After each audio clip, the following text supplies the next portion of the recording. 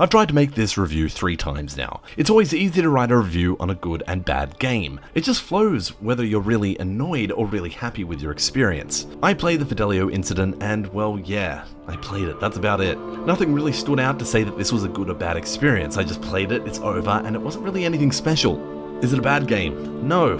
Is it a good game? It's alright, I guess.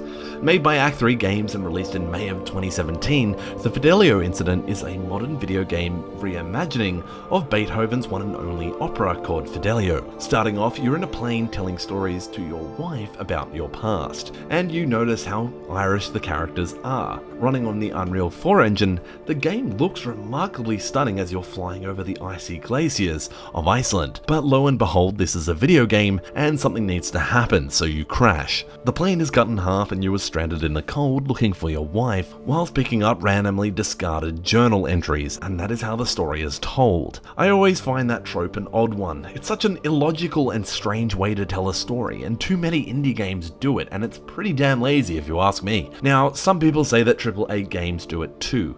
Yes, but that's pretty rare. Often collectibles like journal entries in AAA games are generally secondary pieces of information rather than telling the main story itself. I recently played What Remains of Edith Finch, and that game made me do a beautiful thing. It made me participate within the narrative of each journal entry, and each journal was rather unique and different, from being told a dream where a girl was a cat hunting down a bird, to a letter written by a psychiatrist where she explains the mental condition of her client and his decline. It was such a meaningful video gamey way to include interaction between the player and a piece of paper. Whilst on the flip side, in the Fidelio incident, you kind of just pick up pieces of paper and the story is told to you, and you just wait there. Now, due to Iceland being so cold, you, the player, have to jump from fire to fire and kind of heat up. You know, it's somewhat a survival game in that respect. At each fire, conveniently, is a journal entry just laying on the ground. And what would have made more sense is if the player had to go from fire to fire to warm up and pull out his journal to read it. I don't know, he's warming up by the fire in an incredibly cold location. It just makes sense. He's crashed, he thinks his wife may be potentially dead, and in his way to grieve, he picks up the journal entry. I don't know. Finding conveniently placed journal pages in chronological order, mind you, really took me away from the reality of the game that I was playing within. But that all feeds into the other aspect of the game.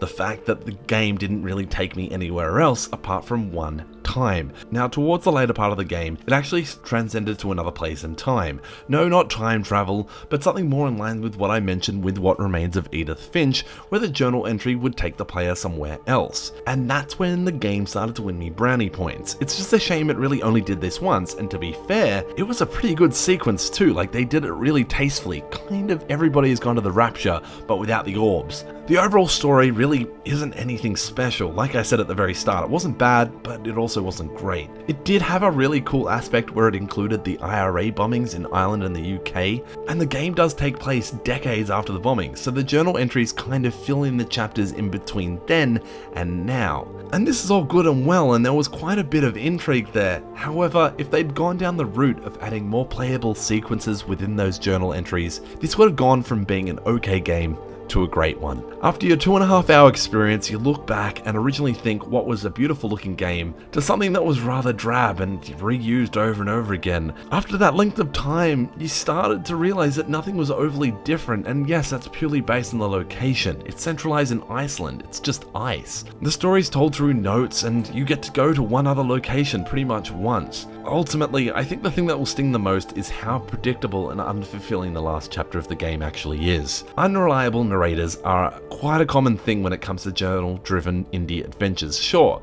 but it kind of comes off as insulting if you make it overly clear what has happened or what will happen. I don't want to delve into it at the risk of ruining everything, but yeah, it's a tad predictable. The Fidelio incident sells for $15, and well, I think you should buy it on special. I'm going to recommend it because look, it's not a bad game, but it's certainly not worth 15. I'd probably go 10 or below. If you like what you've seen here and you want to see more, hit the like and sub button. This is Shawnee Maurice from Hihu.